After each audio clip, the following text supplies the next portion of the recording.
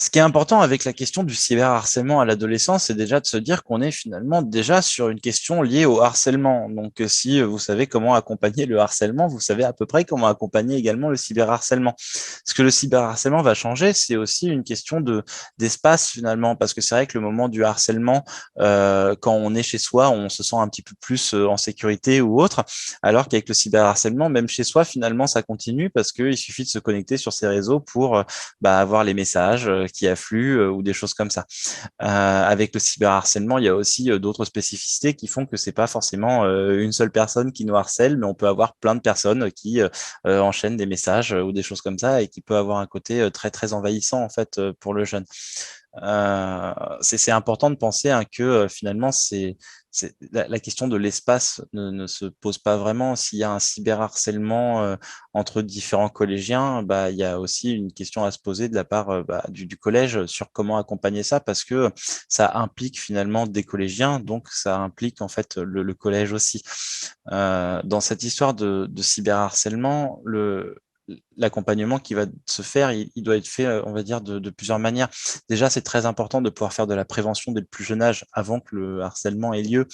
pouvoir travailler à la fois sur le fait que de travailler les capacités empathiques des jeunes pour éviter justement que harcèlement est lié du fait de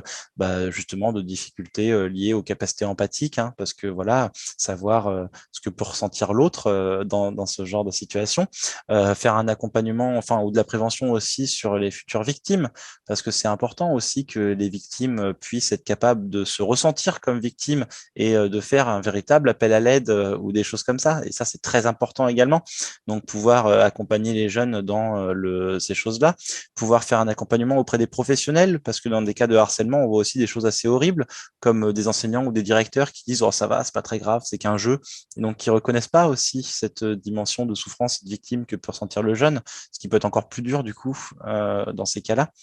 Et ensuite, bah voilà, un accompagnement sur au moment où un cyberharcèlement a lieu, ou un harcèlement tout court d'ailleurs. Donc ça aussi, il y a des actions qui peuvent être mises en place par des intervenants extérieurs ou des choses comme ça. Et également sur l'après-coup, donc avec la possibilité de pouvoir échanger, discuter sur ce qui s'est passé ou des choses comme ça.